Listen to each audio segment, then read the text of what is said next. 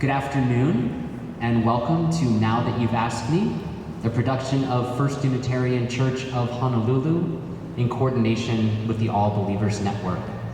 We're so grateful for our partner Orlello, who is distributing this wonderful program.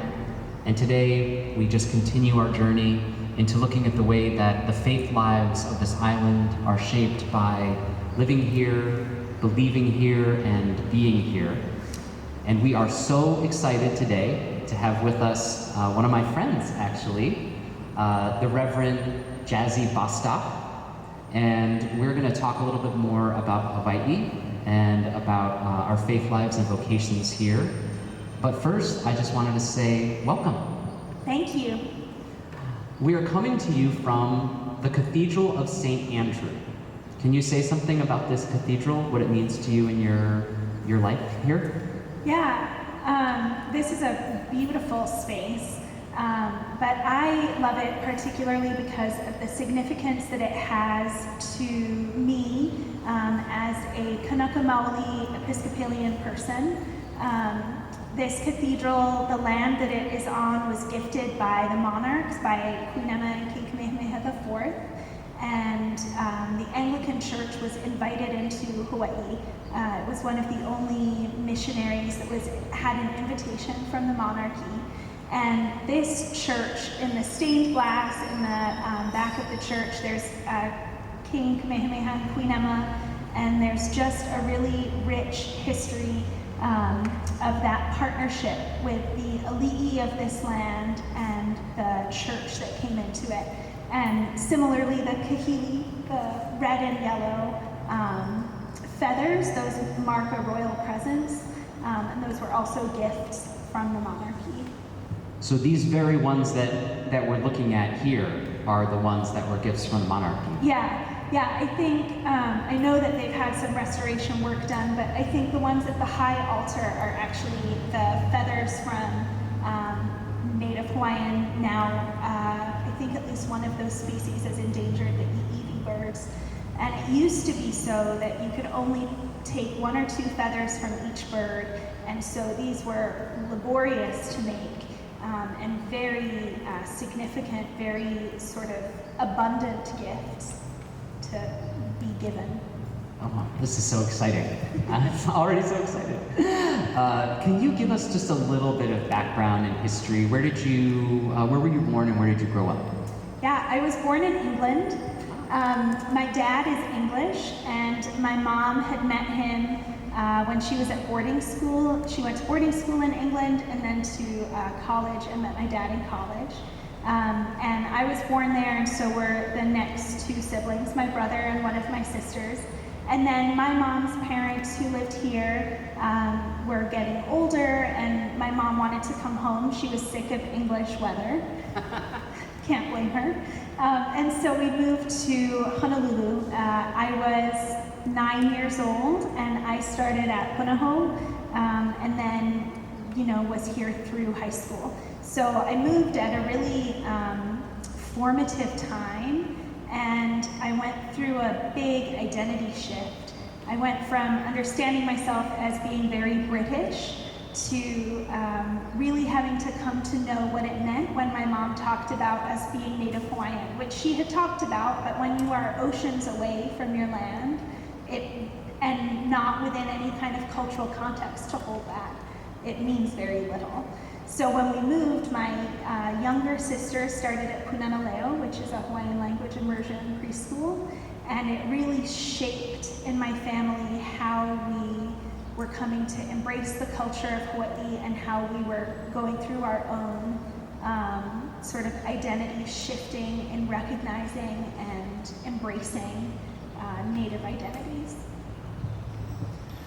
So you came back here to Punahou, and how long were you here back in this island? If you don't mind my asking, do you have a memory or a recollection of when you started to feel that this might be home for you, or started to feel like home again? Yeah, I have a really, so when we first moved, I had been to Hawaii, we visited as a family, and for the first it must have been about a year, or that's what it felt like. It felt like I was meeting family just every day, like going into Safeway and, oh, this is your auntie whoever, and this is uncle, and I was so lost. I didn't know who anybody was, and I was very out of my depth. But I have a really strong memory. When Leilani started Punana Leo, the families were required to go to Hawaiian language classes because your little one in your family was learning Hawaiian, and most of the families didn't already speak. My mom is part of the sort of lost generations of speakers. And I remember sitting in these, preschool-sized, pint-sized little plastic chairs on a hot, hot afternoon, and just hearing the sound of Hawaiian language and having this really strong reaction to it internally. I couldn't understand intellectually what they were saying, but it just spoke to me on this, I don't know how to name it, just almost an ancestral level. From that space, I started to feel like I had a grounding here, I had a foothold here, and that this was my home. I've heard it said that language is consciousness in some ways, but it almost sounds like something deeper. It's almost like pre-conscious, something coming up.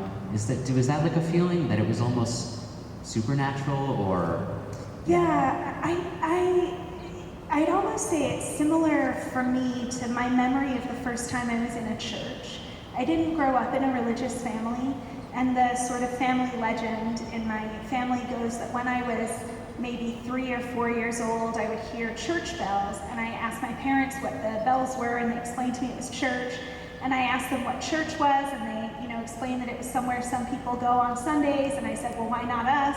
They said, because we like to sleep in, and nobody's interested in going to church, Jazz, and, just let it go. And I pestered them and bugged them. I can be very persistent. And I finally convinced my dad to take me, and it was we were in England, so it was this little Anglican church down the road, and he remembers it being like a really high mass with incense and, a lot of Latin in the service. And we came back, and my mom said, how was it? And my dad said, oh, it's super boring, she'll have gotten it out of her system. And I said, I love it. I love that place. And I don't have a conscious memory of it, but what I remember is just this feeling whenever I've been in churches of just being so sort of held in light and embraced. They've always felt very warm to me. And it was that kind of emotional reaction that happened when I was sitting in that Hawaiian language class. This sense of being held and embraced, and just a sort of glowing warmth. That's really beautiful. Did at that time when you were starting to love church, let's go back into that time, or maybe you always did, was there ever a point where you started to think about the ministry or the priesthood as a vocation? And so maybe some of our viewers may not know what the title means in the Episcopal Church, to be a priest versus a minister versus this. And so sometimes I ask, so I kind of know those things, but I try to also think of folks who may not. So could you take us through a little bit when you were starting to think vocationally, and take us through when you decided this is what I want to do? Yeah. I also decided that when I was really young. Good. Yeah. Yeah. I don't know. I was young. I was probably about 7 years old when I said to my mom that I wanted to be a priest. I'm sure never having seen a woman at the altar, I'm sure never having seen a very young person at the altar. I don't really know how it got inside of me. I just know that it was inside of me. And I mean, my mom, bless her heart, was like, yeah, you can be anything you want, Jazz, dream big. You could be just anything in the world. Don't tie yourself down. But it stuck through teenage years, it just always was inside of me and part of me. So for me, I feel like I have been sort of on a vocational path of following a sense of call from very young, and for a long time in my life. And the difference is, I mean, sometimes just words. I go by Reverend because I don't like to be called Mother because it makes me feel like I'm 100, or like I'm a nun, which I am not either. Some people go by minister. I mean, sometimes it's denominational, but in the Episcopal Church, you'll most often have Reverend and Father or Mother. So. I don't know if I know anyone who goes by Mother. Do we know anyone who goes by Mother? I don't, you know, Lee Kern. Oh, okay. Mother Lee. Yeah. We're doing a little inside baseball. So we should probably confess to the viewers that we went to Divinity School together. Yes, indeed. You know, the history of Yale and Yale Divinity School ain't a great one in this island and in this land, and that's not something I knew personally when I decided to go there. But as a kid from Connecticut, I, in a sense, was going home to Connecticut. So in this vocation and in your training, obviously part of this was seminary and divinity school. And I am really curious to hear how your discovery there, or what you knew of its influence, Yale's influence here, how that felt for you, what you learned there about that, or what you taught people about that. Anything in that kind of vein. I've been kind of curious how you feel about that. Yeah. Yeah, Yale does not have an untarnished history. Most institutions don't. And within Hawaii, the history of missionary engagement with Hawaiian people, as is for most Native people, very often a negative story. The Anglican Church, as I mentioned, was invited by the monarchy, and also missionaries were hugely influential in the annexation and the illegal overthrow of the Hawaiian Kingdom. So we've got this sort of very full history where there's sort of people standing on the right side of history and people standing on the wrong side of history. I applied to Yale as one of a few schools, not ever dreaming that I would get accepted. And then when I did, I sort of thought, well, who says no to Yale?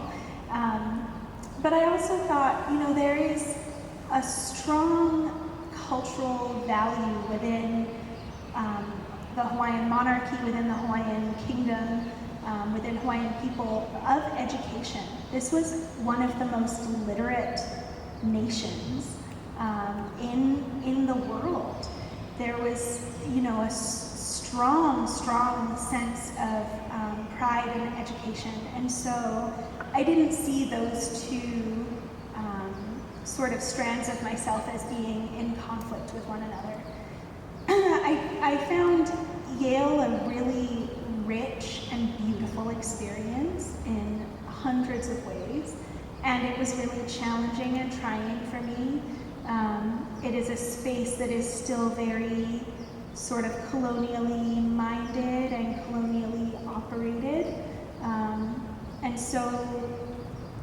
and being able to sort of enter that conversation from a different viewpoint was a privilege.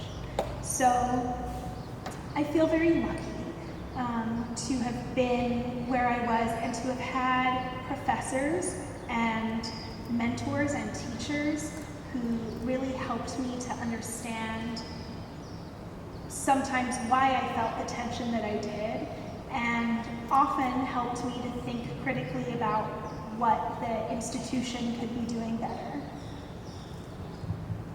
Yeah, that's a deep discussion about institutions. But it brought to mind, to me, one of the key pieces of the Episcopal Church in America as an institution, the word that keeps coming up for me is always invitation or welcome, because the Episcopal Church welcomes you.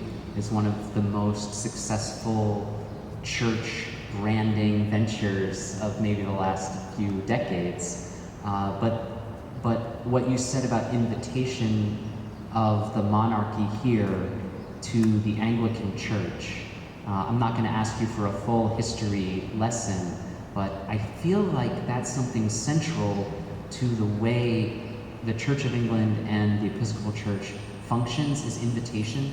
So to hear it repeated and echoing into the history of this land is deeply interesting to me. And can you say more about that experience or some of the history there? Yeah, so I mean, some of what I got frustrated with at Yale was these sort of broad brush strokes with which we paint, many experiences that are different from our own. And so among them was this story of like missionaries are always bad. And missionaries, as I said, were part of the annexation of and the illegal overthrow of the kingdom, and that was, in my book, bad, no doubt about it. And also, Queen Liliuokalani, who was imprisoned in her own palace, had this deep faith, that was very real to her. And it was not, I don't believe, politically motivated. It was a love of God. And in that she found love of neighbor. She wrote the Queen's Prayer, which speaks beautifully about forgiving those who have wronged you. And for a queen who has lost her kingdom to speak of genuinely of forgiving those who did that to her, I just find so moving and so powerful. And when we paint in these broad brush strokes that all missionaries are bad, and that missionary engagement with Native people in particular has always been bad, we lose the potency of faith and the strong and beautiful witnesses that we have through history, among them our monarchs. And I think too, for me, one of the beauties of the Anglican Church being invited into Hawaii is that it makes the Episcopal Church here actually a church that is deeply rooted in sovereignty. And that is also sort of a discussion that tends to be pitted against one another, the institutions and church being one of them against Hawaiian sovereignty. And through that invitation and relationship, I actually see those two histories as much more sort of almost like a double helix DNA strand, like much more connected and much more intimately tied. And that's my DNA, right? That's me. I come from a strong Kanaka Maoli background in my bloodline, and I stand proudly on the shoulders of my ancestors. And I am privileged to serve at an altar and to serve in this church. And so that history and the intricate ways that it is tied is important to me, and important to hold on to and not allow it to be erased. Thank you. I think, this is my opinion, that Queen Liliuokalani was one of the great minds and hearts of a century past, like one of it, perhaps of a generation, because to realize she can write a political treatise as artfully and beautifully as she can, and then to write prayer, and then to write poetry that is no joke, is grounded in nature. I can't personally help but see that flourishing as a sign of health or success or growth, whatever you want to call it. How since then has and then I guess the Anglican Church, how has that, do you think, still influencing? Is it still a power that folks who are coming to Episcopal churches now are still feeling? Do they feel and know the connection of this church to the greatest minds, really, of this land of the last century? Is that part of their identity, do you think? Or is it still a message that you wish more people knew? Both. Okay. I think for other Hawaiian people, they are fully aware of the connection between the Anglican Episcopal Church and the monarchy, and I think that these broad brush strokes about the stories of missionaries as being destructive and only ever destructive sort of counteract that, or can counterbalance that. I had a really powerful moment where I saw those two stories interact recently. Within the last year, there's been controversy on Mauna Kea, and I have been very vocal in speaking on that. I stand very firmly with the Kia'i, with the protectors of Mauna Kea. And on our clergy retreat, it was on the Big Island, and so I said to Bishop, could we go? And so we went, a group of clergy who felt in their gut, in their na'au, a call to go up the mountain. We all went. And Bishop Bob offered a ho'okupu to the kupuna, the elders who were sitting in the tent. And he said, just so eloquently, I thought, he said, I stand here, and in the church we believe in apostolic succession. And so I stand here because of the apostolic succession that's been handed over to me as bishop.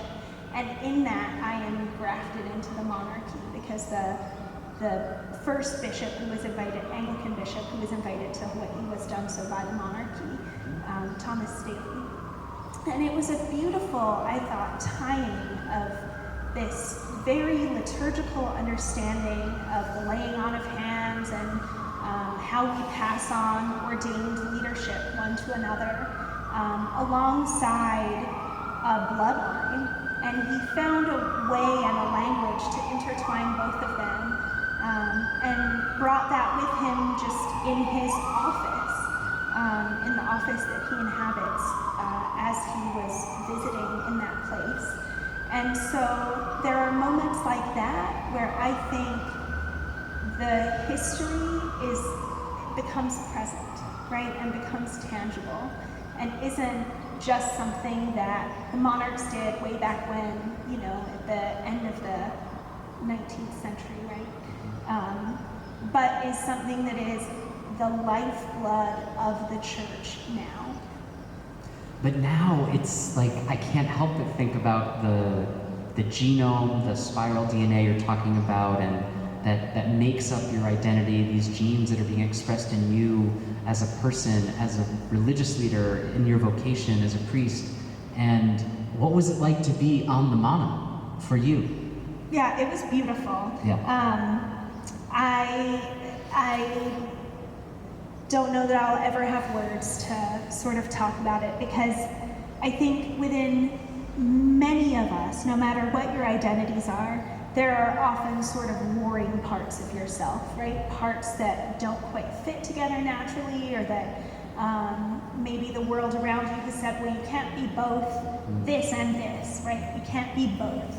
And for me, being on Mauna Kea that day with a group of largely non-Hawaiian clergy friends, was this sort of full embrace of, I am exactly who I am, there's no sort of division. And just as you can't strip DNA apart from itself, you can't sort of,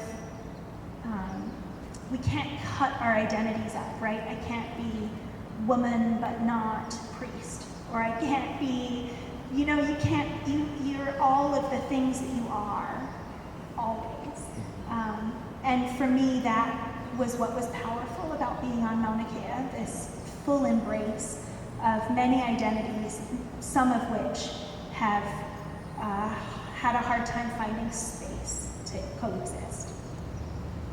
And not to overdo it, but I mean, Mauna Kea is really the starting point in the Hawaiian religion for its people, both for the, well, really, Papa is the ali'i, and we don't have to get into the exact details, but this is the starting point. Did you feel, I guess part of my question is, religion is culture, not only, but it is part of culture. And I'm wondering about the Hawaiian religion in that place that isn't just part of your history, but that somehow was coming through. I mean, I don't know how much background you have in the Hawaiian religion itself or studying this, but can you talk some about that influence too? Like what you knew and where you were in place. We've talked about place a lot, which is beautiful, but yeah, some more about that, about the Hawaiian religion for you. Yeah. Yeah. I am a hula practitioner. I dance hula. I started when I was young. I left my halau, and then when I moved back to Hawaii a year and a bit ago, I started back with my halau, and that's with my auntie Vicky Holt Takamine. And so she is very firm. I remember her saying to me when I was young, like, you can't chant to Kanaloa, one of the deities, if you don't believe that that's who you're chanting to. And so you gotta make a choice. And that was one that I was like, I refuse to stop praying in church just because I dance on Saturday morning, because I'm both. I do both. And so yes, Mauna Kea is the genesis point for the Hawaiian people. It is where Papahana Moku, the Papa who birthed the islands, and Wakea, Sky Father, met for the first time and created the first life, who was stillborn, Haloa, and became Kalo, right? Became taro, which is what we make poi out of, and the leaves we use for laulau, and it is, Taro is our eldest brother. Taro takes care of the people, and the people take care of him. So there is I have a strong sense of Hawaiian, I struggle to call it mythology. I wouldn't call it religion because I'm a Christian, but I have a strong sense of Hawaiian culture. To me and to my mind, God runs all the way through that. They are not two separate ideas. As I think with most world religions, they are sort of different cosmologies that are pointing to the same truth. I don't think that any one person or any one denomination has a monopoly on God or on truth or on love. I think God is so much mystery, and God is so much bigger and greater than we can ever comprehend. And so Mauna Kea for me is a place of cultural significance, a place of personal significance, in part just because of the controversy that's been happening on that mountain, and because of the very real human suffering that you can feel in that place. And then, yeah, being there as part of a Christian group in my collar, it felt very healing, both for me and for the people who have been holding vigil for the Kia'i, to see the church showing up and backing them up. Because there's been a turbulent past, I think there was such a healing balm in that encounter. Is that one of your favorite hymns? Yes. How did you know? I know this is about you, but one Lenten season I was at a Lutheran church in New York City, and Balm and Gilead was one of the songs, and it was one of those churches with money for days. And they had they had section leaders, and the bass and alto sang an a cappella duet seated on the altar of There's a Balm in Gilead, very relaxed, just like they were talking to each other. And it was like, that's it. Like, church is for me. Can you say something about that hymn for you? I don't normally get to geek out about hymns with people. Yeah. So, yeah. Yeah, geek out all you want. Okay. I love the hymnal. Yeah, there is a balm in Gilead. I think, I mean, we're in such a fractured time Preach. in history, in society, in this place. There's the sort of Aloha Aina movements, which are beautiful and strong and about Hawaiian people reclaiming sovereignty, are also causing a lot of fracturing and splintering because it's really scary.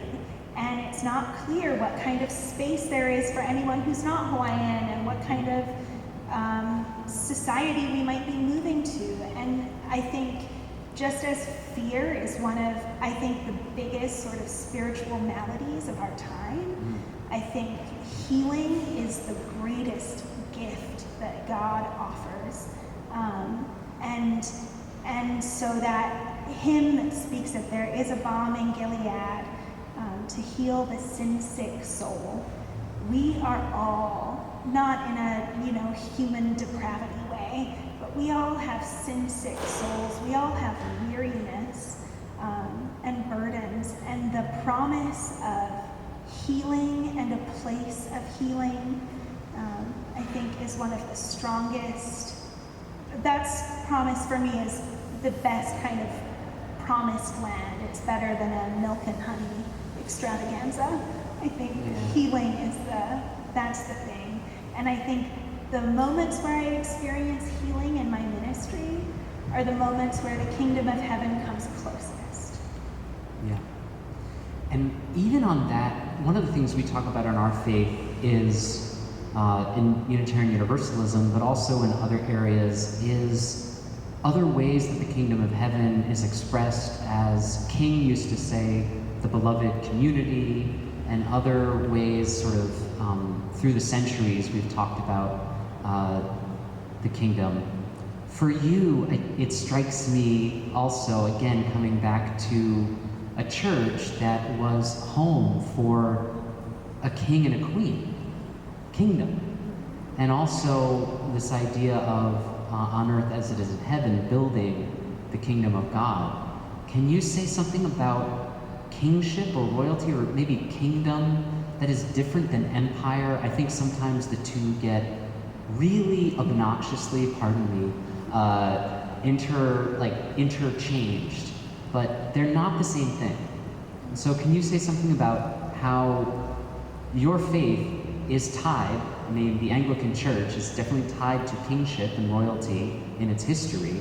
Then there's royalty and kingship and queenship here, and something about the kingdom of heaven. Do you see these all working together, or how is this for you theologically? How do those land?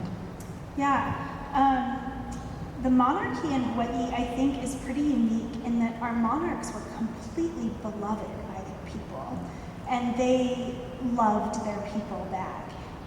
This was not a, dictatorship or a sort of evil, difficult ruling class system.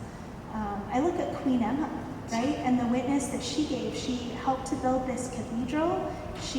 After she was widowed and her son had died, she helped to found St. Andrew's Priory for Girls and Queen's Hospital. She was deeply invested in the health and well-being of her people. She was not sort of a, ruler from on high who banged out edicts. And so I think you're absolutely right that kingship and dictatorship are often conflated, and often the experience in a particular nation is one and the same. In Hawaii, I think our rulers were just of a different kind of a mindset, and the relationship that people had with their rulers was a little bit different. In terms of the way that sort of frames my theological thinking, some people get really held up on, kingdom of heaven, and what does a kingdom look like, and is it okay if one person is in charge, and it makes people nervous, and rightly so, because all of the witnesses of power and politic that we have on earth are imperfect because they're run by humans who are imperfect. But for me, having this strong witness through history of Hawaiian monarchs who loved their people so much, the idea of a kingdom doesn't frighten me. It feels very comforting and familiar. I didn't live, obviously, in a time when the monarchs were active, but I've been brought up with such a deep respect for them. In hula, all of the songs that are composed and performed are done in honor of a monarch. So they're very much alive for me in my, Wednesday night hula class and in my regular week. And so it's not an archaic concept. It is much more present. One of those times when history and present day become much more smushed together. And it brings up again the very, very beautiful thing you were saying about the fear that is on so many hearts, not just in this land, not just in a nation, but throughout the world, really. And you talking about the togetherness and the coming together. One of the lines in Balm and Gilead is if you cannot sing like angels and you cannot preach like Paul, well, go home and tell your neighbor he died to save us all, and it's this idea, well, if it's not this, it's not that. But what it brings up for me with Paul is this idea of, again, adoption, invitation, whereas like juxtaposed with angels, which are just, that's it, you're part of God, like you're part of the host, the heavenly host. And this idea, this duality of the human and the divine together doing this work. When I came here to this island, I don't know if it was a lack of fear, but one of the things that struck me was I'd never been a place that so closely mimicked what I imagined Eden could have been like. Because you really could just go out with nothing on many parts of this island and be fed, never be in dangerous weather, have clothing. I'm not suggesting people do that, but I've never been in a place that can sustain life so well and so naturally. And to me, that had a deep impact on my understanding of the way that the universe, the way that God provides for others. In a way, it's easier to believe here in a loving and gentle, generous, divine presence. I think another thing that Hawaii has or does to not eliminate fear, but to sort of break it down and begin to infiltrate it is just the close proximity that we have to one another.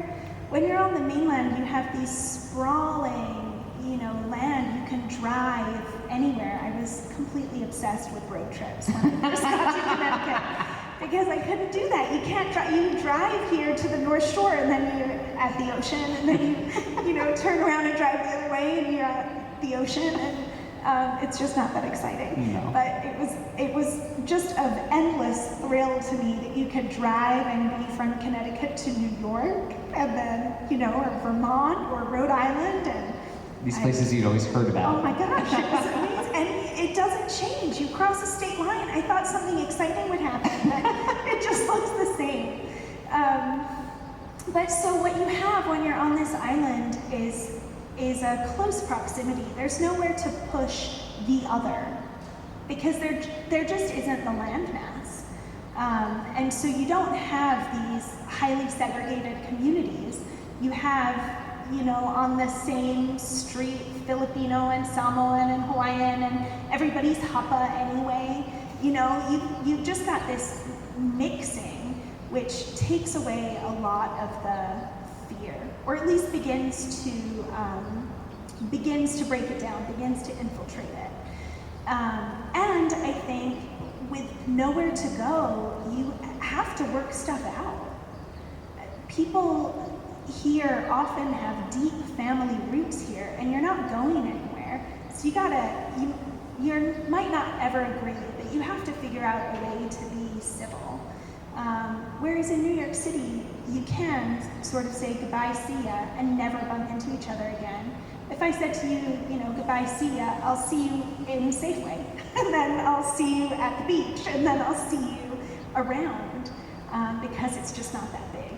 And so I think that sort of just the smush of being on an island helps to create that beloved community without us doing much about it. That's just sort of a geographical gift, I think, of being isolated and surrounded by ocean. So one of the things I am always curious about with folks who have found their religious vocation here in Hawaii is, what would you bring to Duluth? What would you bring to places that are spread out? Like, how do you share that? I don't want to even, maybe it is like to explain, you might be touching a little on a piece of what aloha means, but what do we teach from this, from folks who don't understand where we are? How do we teach in other parts of the world? What do we offer them with this knowledge? I think the best that any of us can do as teachers is the example that we are. When I was at Yale, one of the heartaches that I had was trying to learn how to be an Indigenous person off of my Indigenous land. Because you can't string away when you don't have plumeria or bougainvillea or tea leaf, which you don't have any of in Connecticut. An oak leg, a chestnut leg. Yeah, I could have tried with a different material, but I don't know the chance. I don't know the way to ask to collect that material, the way that I know how to ask if I can collect pukalana, or if I can collect, whatever else I need, Palepalai ferns. Without the ecology sort of influences so much, and without that ecology, it was really difficult to know not only how I could exist in a genuine way, but exactly what you said, how I could share about myself and share the very rich culture that I come from and love with my classmates. And I still don't have answers, but I found that one of the things I could do was just be genuine. And I curated a few services at Marquand, a few chapel services, and one of them was around water rights around the Dakota Access Pipeline, because that was a very strong controversy when we were in school. And I brought in some sort of Hawaiian prayers and practices, and one of them was that I've always been taught to eat a little pinch of salt before ceremony. It's like a grounding kind of a thing. And Hawaiian salt is an easy thing to bring into a space. And somebody told me, oh, it's like you are the salt of the earth. And I'd never made that connection before. And the thing about culture and about traditions is that they're not supposed to stay static. And so practicing being Hawaiian in Connecticut was inherently not the same as practicing being Hawaiian in Hawaii. And that doesn't make it worse, right?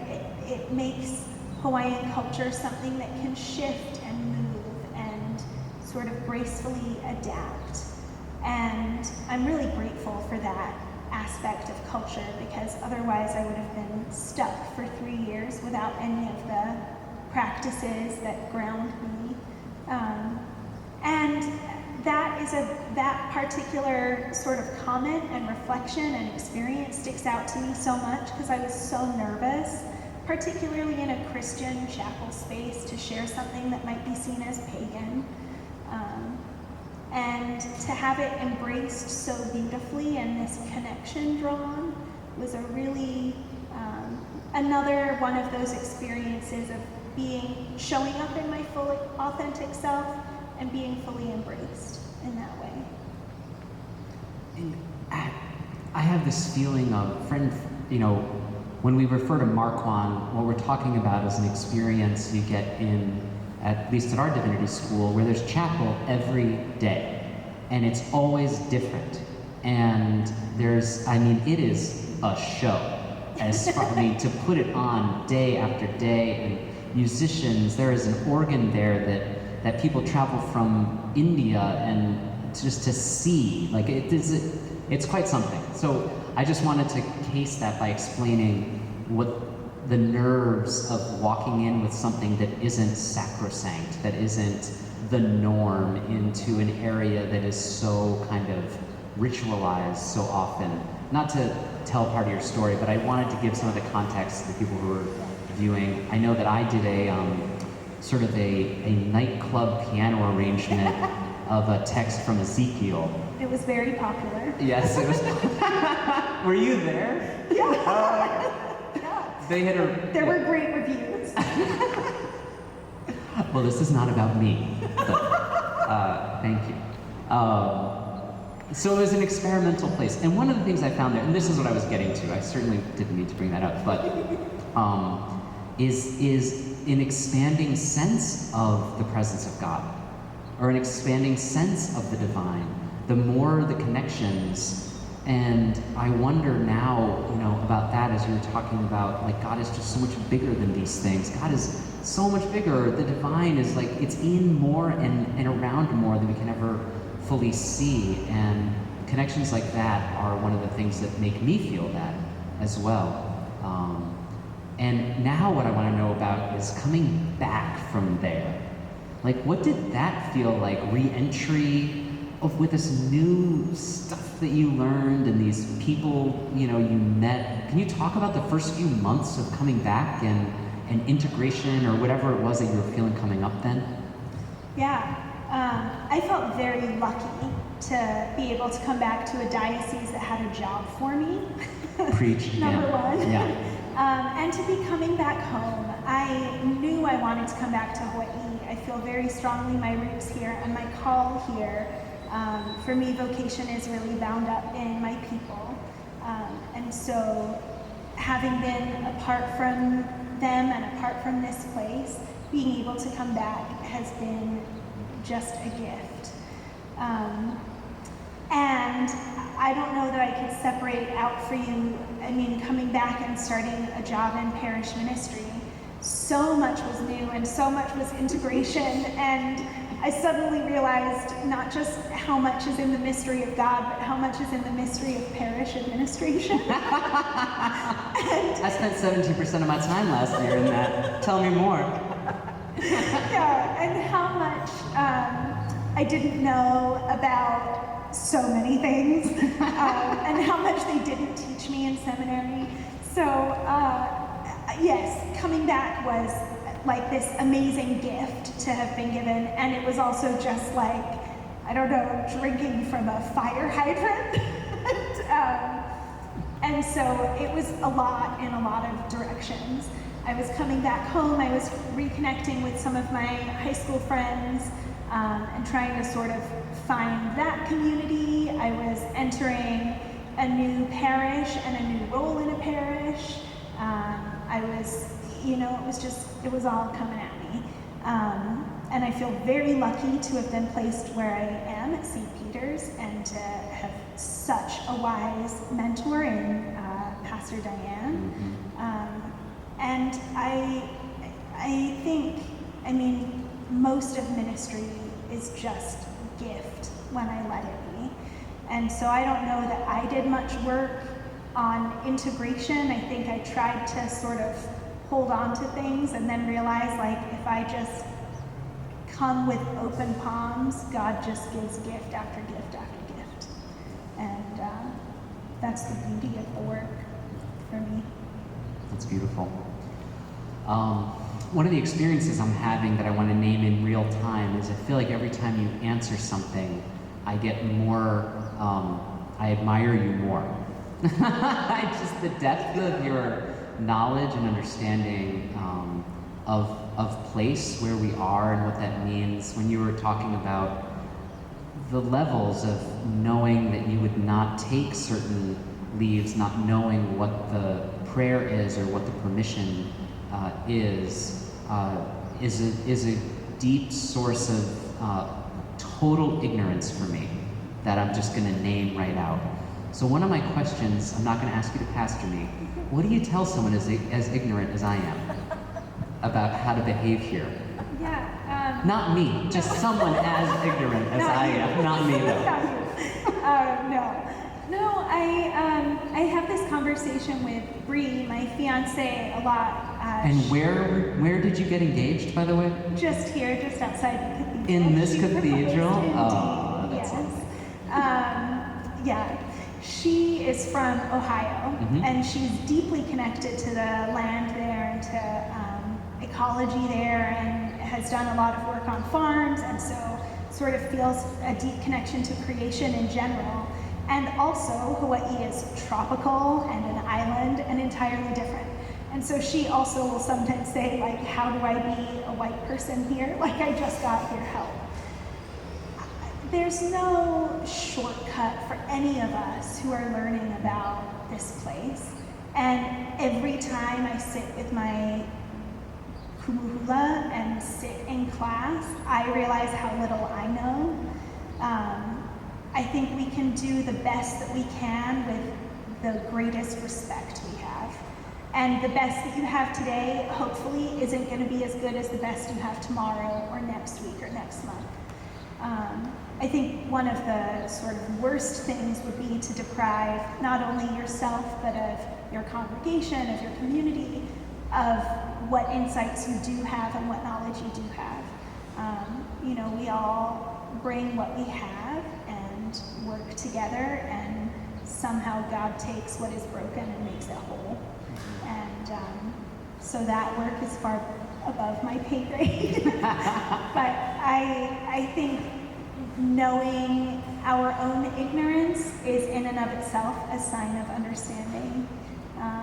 And for all of us, being willing to listen and trying not to be afraid, and have open hearts and minds as we come to one another is kind of just a good way of living. We're getting a little bit closer to the end of our time together, so I'm always curious what people in the first few years of their ministry, what was the biggest surprise? Or the most recent, whatever comes to mind.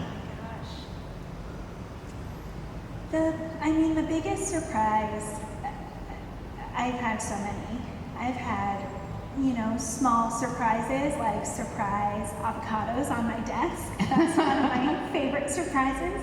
But my biggest surprise just is honestly how hungry people are to know God, and how willing they are to open up and let you be a part of their lives and of their journeys.